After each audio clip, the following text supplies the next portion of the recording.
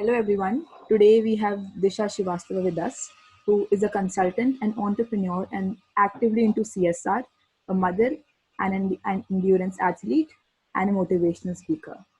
So, ma'am, how are you doing? I'm good. Thank you, Mishika. How are And you thank you keeping for up? inviting me here. You're welcome. It's all a pleasure. So, how are you keeping up with the lockdown? Lockdown is stressful, definitely. We all are overworked. I have to manage big time between myself, my work time, children.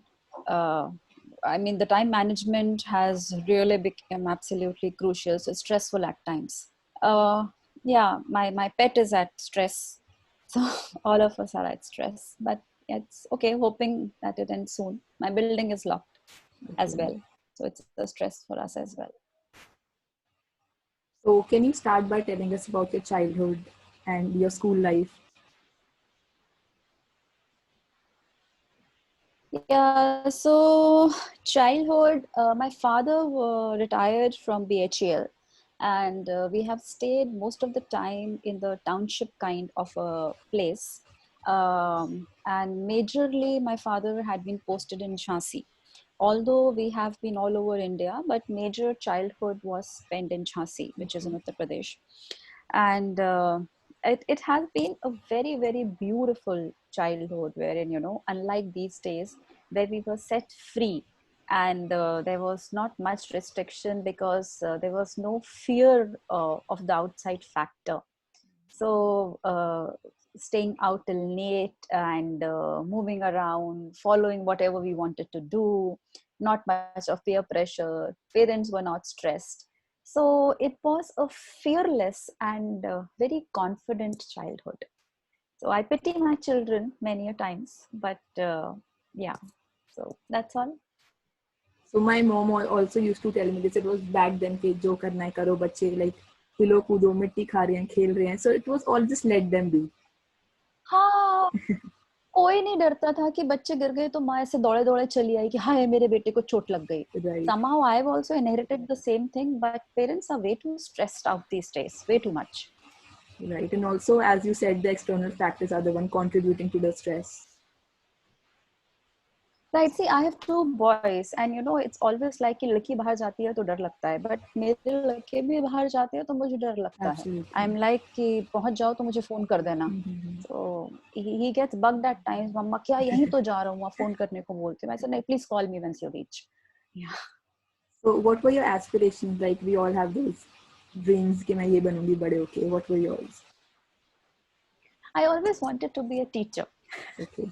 Always, because I was so inspired by my teachers, and my school was really, really amazing. I would say what I am today and the way I present and talk and exhibit myself is all because of my school and teachers. So deep down, I always wanted to be a teacher somehow. And I kept that thing on. So, I do a lot of storytelling. I volunteer at a lot of places, and I'm very good with children as well. Okay. So somehow that teacher quality अंदर ही आ गई थी. So how about your professional life? How did the corporate world and the banking sector, to be specific, treat you? So banking sector, I could not work for a very long time because I had a young child to take care. Okay. So I worked for a little while, but could not take the pressure of long hours because the child demanded a lot of attention at that time. And somehow managing work and him was not getting in sync. So yes, it was hectic. And then that's how I finally decided to quit. I did not work for a very, very long time. I didn't work for 8.5 years. Okay. So was there any specific incident that that you planned to that you on that point decided, okay, this is not working for me. This is not where I want to be. Yes, so what was happening? My elder one had was not a child who could adjust anywhere and everywhere.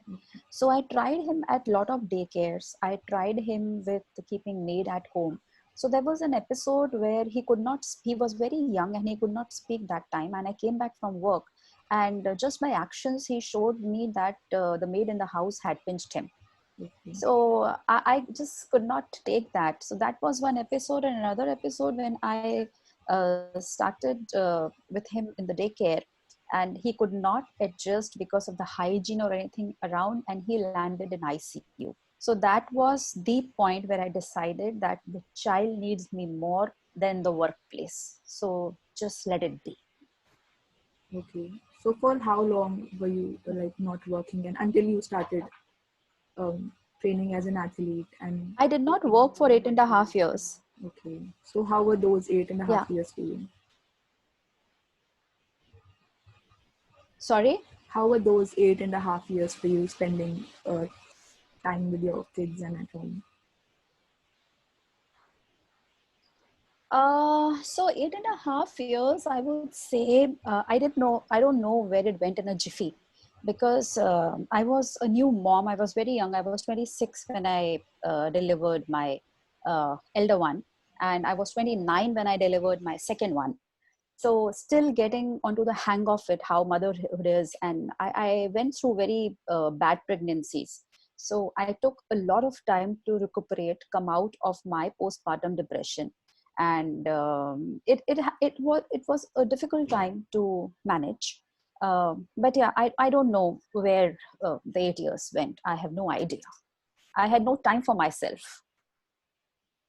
So there, I'm sure there must have been many obstacles when you left the corporate world and you decided I would not work now. I'll spend time with my kids and give them my time. Yes, because that was important, and husband had hectic working hours, no help at home, and I had the bad experience of the elder one, so I did not take a chance at all. So how did you get into training as an athlete and doing all these crazy Okay, Annapurna circuits and yeah, all? so that yeah, so that's wonderful. So somehow, when I was going through this process of bringing up children and motherhood and this and that, I definitely realized that there is something is missing. I have always been a very high energy person, and draining my entire energy in the same routine, day on day, month on month, it was like really draining. So we shifted cities. Like my elder one was born in Gurgaon, my second one was born in Bangalore, and then when I actually started to get hold of myself, we shifted to Bombay. So it's been 10 years now that we have shifted to Bombay. So something, I have an episode to share that I was going under postpartum depression, and I did not realize that I'm sinking so much until one day when I decided to jump off from my 14th floor balcony along with my children. And thankfully, I did not. I really thank God that I did not. I don't know what happened and what clicked me that I did not. I came back to my main living room, and I was I was sitting there, and then I realized that children are around, and I did not took that step. That was a point I actually understood not going good.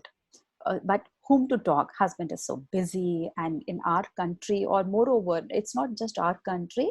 This is everywhere. Postpartum depression is not talked about at all, not discussed about, not even registered. Yeah. So if you are going through your hormonal changes, it is okay. It's like same. When you undergo your periodic cycle, you go through hormonal changes, and you are getting irritated, you are crying. At times, you are happy, you are drained. But again, most of the people don't understand this, and everybody takes you that why are you screaming during those days. So similarly, it happens with postpartum depression also. You go through massive hormonal changes, and that's how I realized that something is going wrong.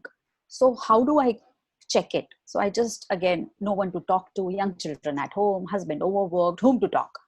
So I decided that first of all, I need to shed off that extra horrible weight that I'm carrying on my body. I think that is going to give me a little confidence, because when you look yourself in the mirror and you look good, you actually feel good about yourself, Right. rather than that flab you're carrying on your body. So I joined a running group in my society where I stay, and that's how I started. That was back in 2015 2014 when I actually started. And then finally I got into major serious athletics since 2018, where I got into serious running and serious triathlon trainings and all. So can you tell us what the Annapurna circuit is? Okay, so Annapurna, I always love mountains, and I climb a little bit here and there wherever, like Gochila Pass or Hamta Pass or wherever I get to go. I just pack my bag and I say to my family, 7 days I'm off, don't call me. So I have now reached that level, from a level where I was always surrounded with children and that was my world, to the point that I'm going for 7 days, don't call me. So I was keen to do Annapurna circuit with my son, my elder son. Okay. He was 12 years then. He will turn 15 next month, but he was 12 then. And he has been a child who doesn't fit into a main league category. So I knew he's an outdoor person also. So I knew that, if I expose him at the right age to the nature, to the mountains, it will be a different exposure to him altogether. So I just decided that I'll go with him with a purpose. I wanted to do a community library project in Faridabad, and I diverted my entire climb towards the donation of the books for the community library, and through Pratham Books, routed through Pratham Books. So that's how both of us went. Everybody told me that, what are you doing? तुम तो ये पागलपन करती रहती हो, अपने बच्चे को क्यों करा रहे हो? It is so difficult to climb a mountain. And seriously, Annapurna circuit is not easy. Just not easy. Because when we reached the summit, we were knee deep down in snow. And we had to start at 3 in the morning and finish the summit at 12, because after 12 the wind on the pass is like straight, so there is massive wind. And it was recommended that you have to descend after 12 anyhow, not later than that. So it was amazing. It was a 12-day trek, and no proper food, no proper place to sit, no proper place to shit. And I was amazed, this child who has been such a fussy eater. Mama आज ये नहीं खाना, mama आज वो नहीं खाना, आज गर्मी है, आज सर्दी है. He managed everything in those 12 days. In fact, the last day on the summit, he was the one who was pushing me that, mom, climb bas ho gaya, mama bas ho gaya. Our last day of the climb was very tough. Our Sherpa, who was with us throughout, he abandoned us.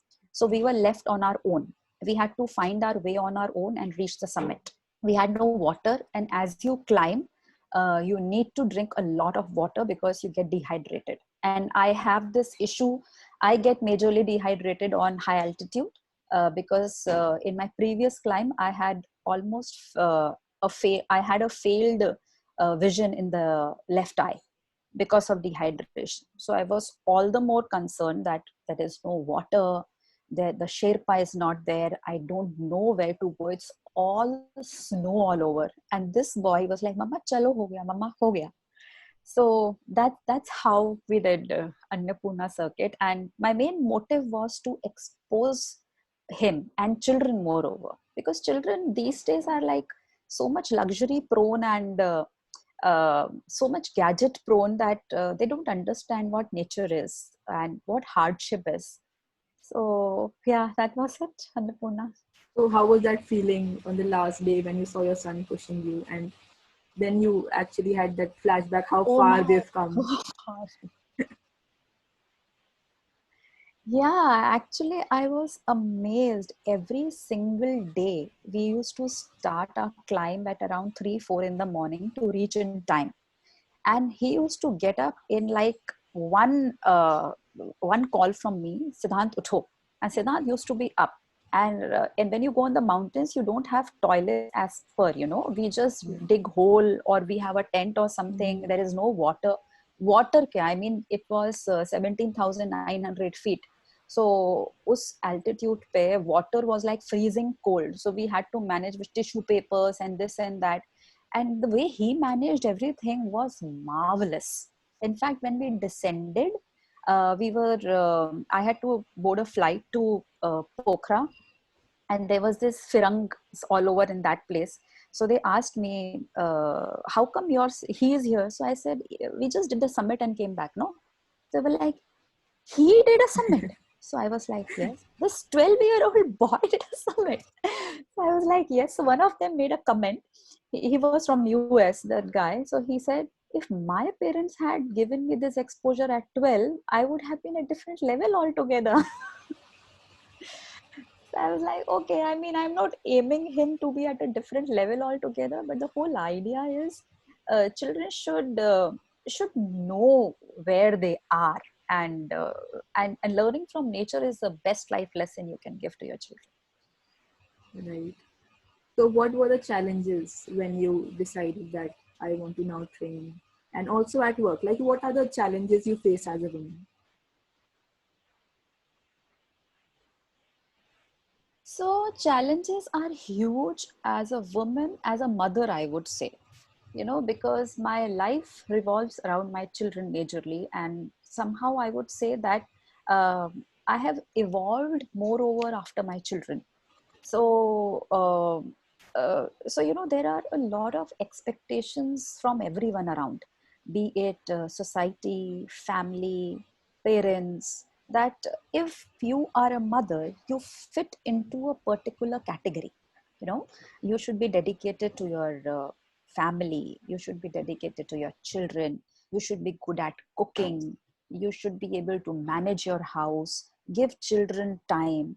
When I say that मैं 7 दिन के लिए hiking के लिए जा रही हूँ, it is never taken good. Right. Okay, कैसे भी उठ के चली जाती हो, बच्चे छोड़ के चली जाती हो, बच्चों को तुम्हारी जरूरत है इस वक्त, बड़े हो जाएंगे तो अपने आप हो जाएंगे, अभी तुमको ध्यान देने की जरूरत है. So there is a lot of number one stereotype, number one at times unrealistic expectations.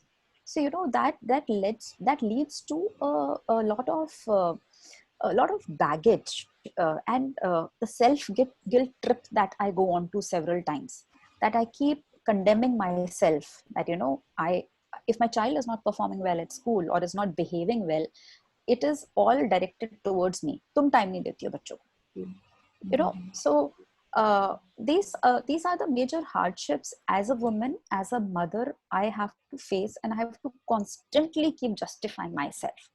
This should not come up. I mean, if you are a mother, you should be treated equivalent to a father, and both have equal set of responsibility. It is not just the mother who is shaping or bringing up the children. Yeah, that's all.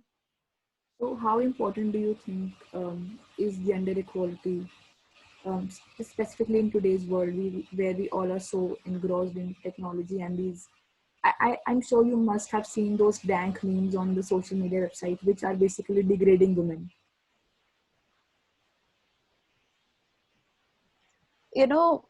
See, I come up in a family of boys. I have 2 elder brothers. I got married where they have only brothers. Now I have 2 boys. So when I see the kind of environment the children are growing up, it is so important for a woman to stand up for her right. Why?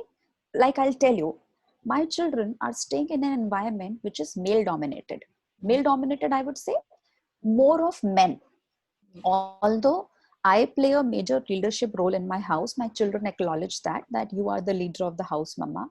So if I don't stand for myself, if I just keep crying and sobbing, and every time saying and feeling, going on a guilt trip every time, मुझसे नहीं हो रहा, मुझे रोना आ रहा है, मैं थक रही हूँ, मैं बीमार हूँ, ये है वो है, what impression I'm giving to my children? So if I take of my example, in my place, I stand as the strongest pillar. In the entire 3 months of lockdown, I have not missed a single day of my workout at all. I run in my little apartment, but I do. Every single day I work out. So when they get up, they see their mother in sweat completely. They see her working in the kitchen relentlessly, seeing the YouTube and making the dishes. And when I do that, I also ensure to tell them that kitchen is not mama's job only. You have to come and lay the table, clean the table. और बेटा मुझे भी खाना बनाना नहीं आता है, मैं YouTube से देख देख के बनाती हूँ, तो आप भी बना सकते हो.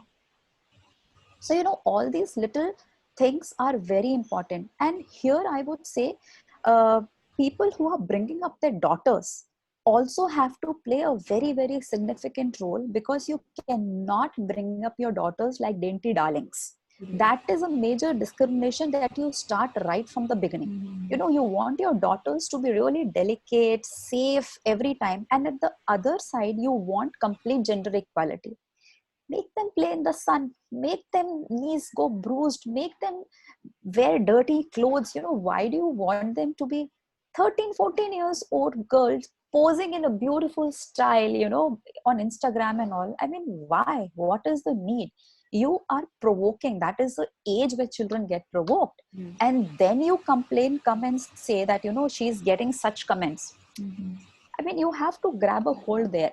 So gender equality, I would not say only with two boys. Gender equality has to be with girls also. Both of them have to play a parallel role. And if you have to make them play a parallel role, parents have to play a role model. And like I see the students from very young age being on social media. So how do you think social media impact the minds of the students? Oh, majorly. Majorly. I have a teen and a preteen, and I can see how the way he has changed in terms of his behavior, in terms of his talking. I have to constantly monitor what is he seeing. Like recently, 2 weeks back, I deleted his Instagram account. Why? Because there were few accounts that pop up as advertisement, and the content was not appropriate for his age. I have to constantly keep a check on YouTube history. What is he watching? So yesterday we had a big tiff. Why do you need to see my phone? He told me.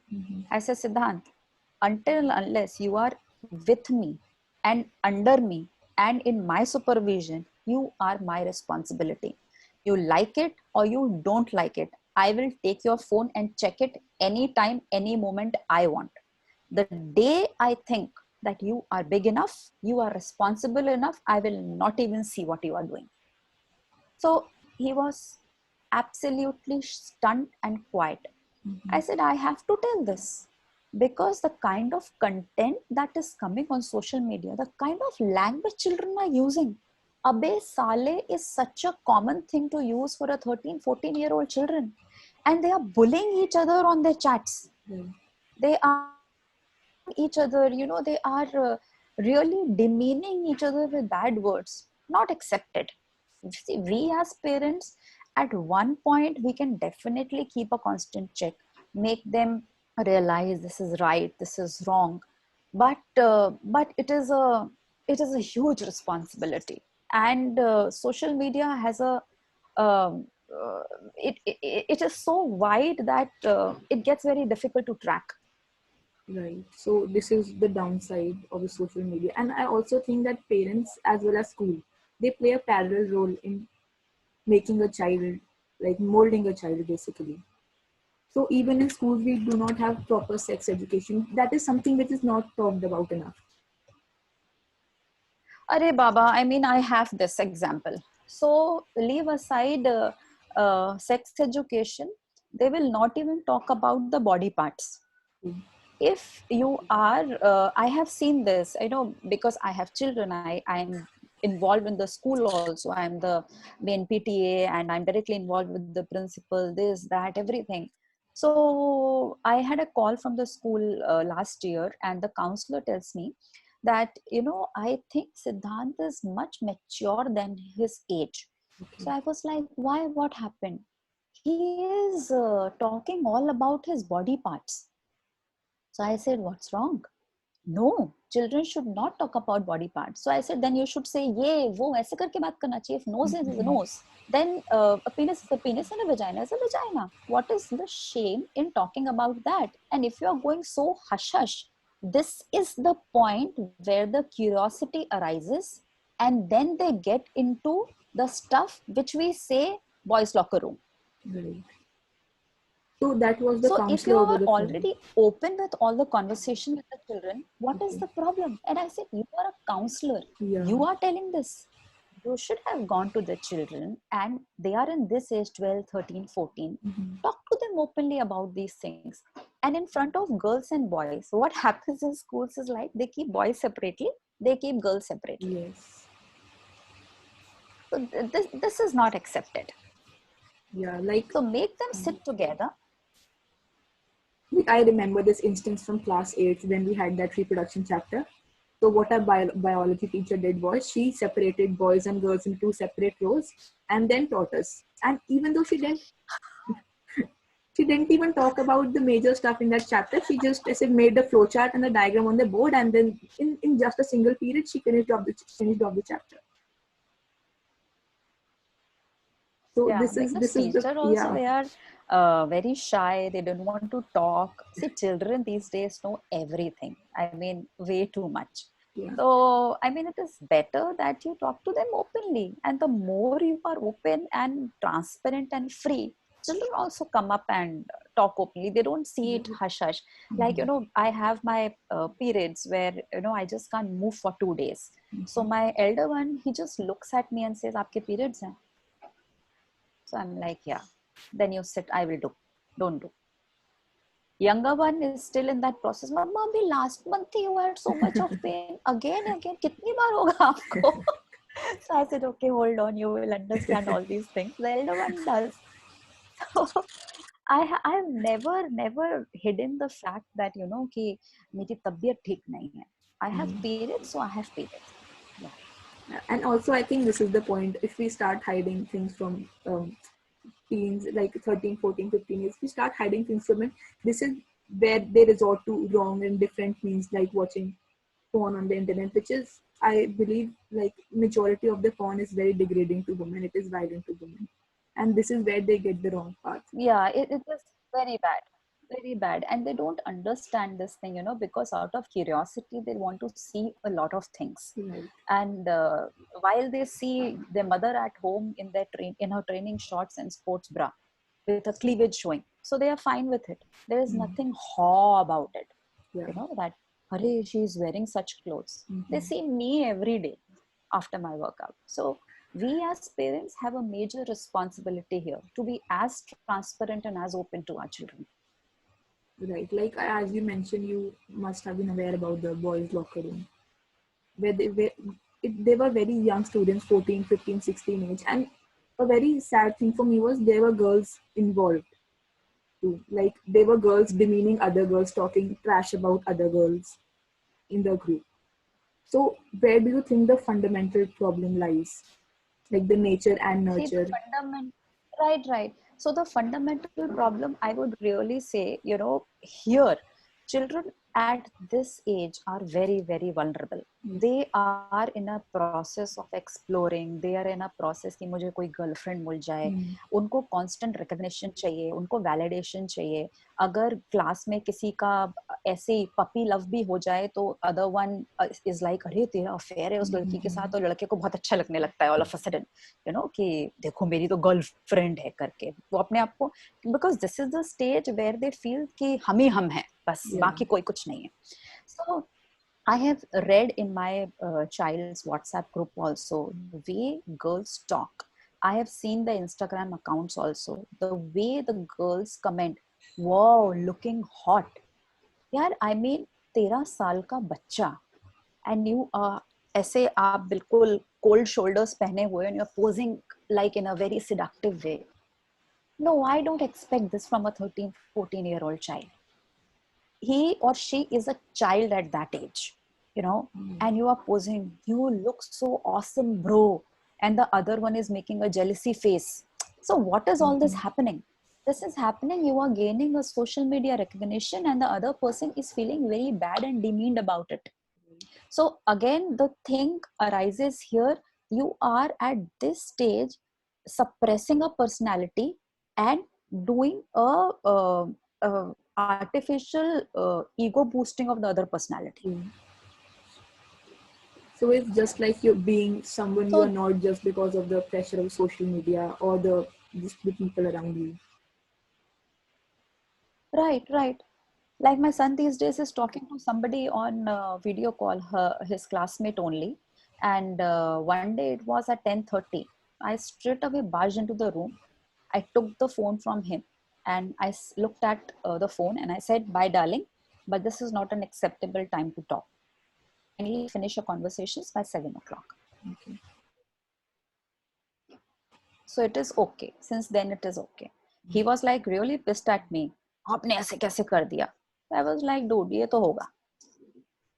If you can't manage things, then I have to manage. I will interfere. No matter whatever you say, your mom is pokey and this and that. Yes, I am. I am. If you say your mom is really bad, yes, I am. I'm okay to accept that." So, what is your message for all the parents out there who are dealing with teens, and what do you suggest them? Okay, Baba, dealing with teens is a very tough task. Very, very, very tough task because they are transforming from one age group to another age group. They will not listen to you. They are always on their high, and they know everything. That is the point. They know everything. Other one doesn't know anything. So what I do is like I definitely get into argument with my child. Definitely I do. If it is something is wrong, it is wrong. Put your foot down there. Absolutely. Come what may. Your child likes it or doesn't like it. And let your child live his or her age. Don't let them get swayed away with the social media likes and comments. Don't let them swayed away with artificial publicity. It is okay if your child is not accomplishing anything in this span. If he is not writing a book, it is okay. If he is not dancing well, it is okay. If he is not getting good grades, it is okay.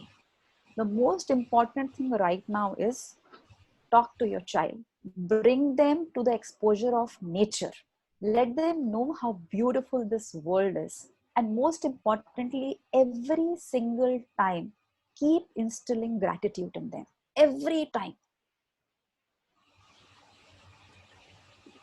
So, like, where do you see the youth, like the teens of today, in the next 5 years, considering they're living in such a unsafe environment, like such an exposed environment, I would say. See, children these days are way too smart than what they are widely exposed what we were. They know that they will figure out a way on their own. They know that they will get into something or the other. Everything is fine. But what I see with this youth is like they are number one into instant gratification. Number two, what majorly what I see is they want quick fame and publicity. So quick in both the things is really fast. You know, they want quick results because that's how the life has become. It has become such fast paced, and somehow we parents also are to be blamed here because we have given them so much of exposure and luxuries that they actually don't know how to struggle and how to get the things done. So what I see in the youth is like they are aiming for quick results, everything quick.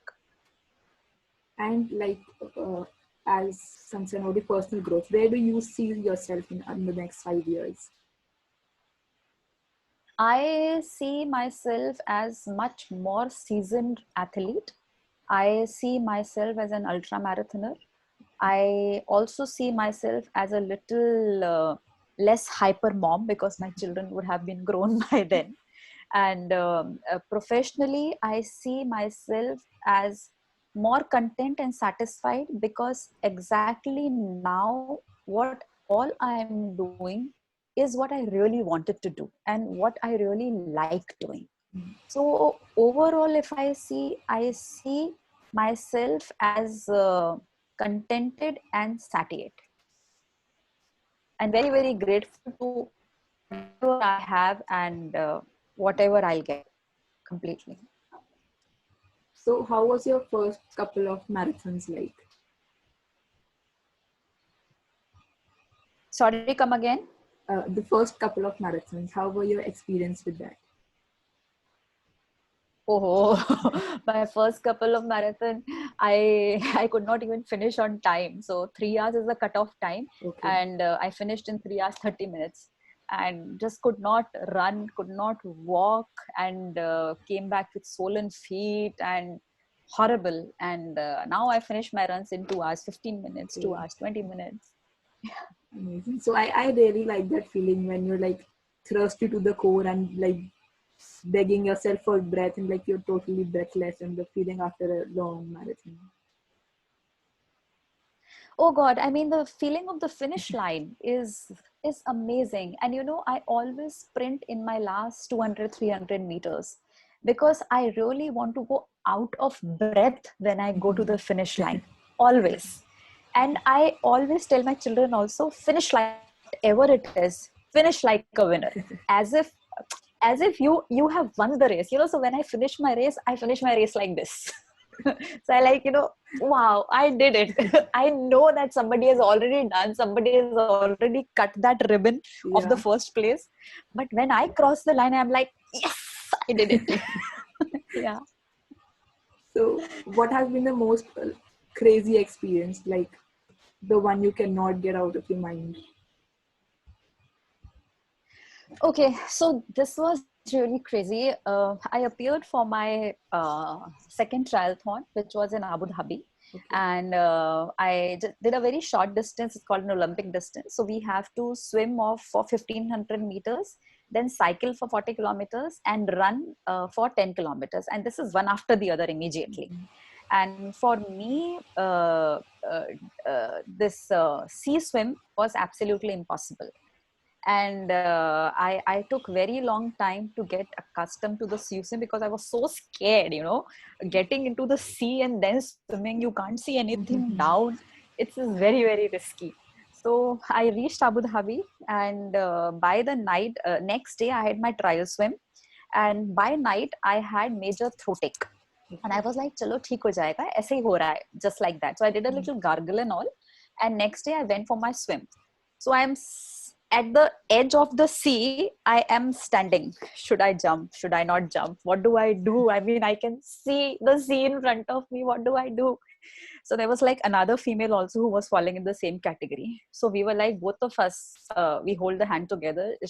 Was from she was from some other country. I don't remember where. I was like, you know, let's jump. Let's jump. देखते क्या होगा? I mean, let's just do it. And both of us jumped into the sea. And then I finished the trial swim and I came out. And that day by evening, I was down with 102 fever. And I had my race the next day. And it is not a simple race. I have to swim, cycle, and run and finish within a time. Otherwise, I am disqualified. And if I'm disqualified, my entire training hours, the money that I have invested in the race, the money I have invested in my travel, everything goes in a trash. So, and it's a huge expense. It's not an easy expense. So I was like, shit, now what? Such high fever and a race the next day. So I took 2 paracetamol next morning, gargled with whatever I had, Disprin, betadine, salt, everything. And I just went. And I finished in a very, very, very good time. So when I finished my run and came on the finish line, I have the pictures there, you know, where I just sat down and I cried. And I just cried. And these people were like, ma'am, are you okay? I said, you have no idea. I mean, what has gone in this to finish? So yes, once I finished that, I was like, wow. I mean, I can do this. It's exhilarating completely. So what is your favorite quote that you live by? Sorry, come again. Your favorite quote that you live by? My favorite quote that I live by, I always say, if you have taken a step, there is no looking back. It's lovely. When I was climbing Annapurna, I was constantly telling Siddhant, kadam बढ़े हैं तो रुकेंगे नहीं. Just keep going. Amazing. And what are your favorite books that you think everyone should read and which have a life lesson in them? So, see, I mostly don't get much time of read, although I'm a voracious reader. But mostly I end up reading Roald Dahl or something Okay. or other of this type with Mhm. children. But few books I would really say, if you somebody can get hold of any autobiographies. Recently, my coach asked me to read the autobiography of Ruben, who is a 4 times Olympic winner, and it's mind blowing. It says, like Ruben says in that book, that always follow the leaders and successful people because success leaves a mark. There is so much to learn from the people who are driven by passion. So what I feel is, like, every child, when they grow, or as a person, if you have to grow, read autobiographies. They tell you so much about how to deal with how to deal with yourself and emerge as winners. So here I have the last question for you. What is the one message that you would like to give to everyone amidst Yes. the lockdown and the people who are dealing with financial and mental problems? Yeah, so I fall in that category. When you talk about that, there's a lot of stress, lot of stress around. So what I practice with myself, I can definitely share. It is a scientifically proven thing that when you are at stress or you are feeling depressed, move.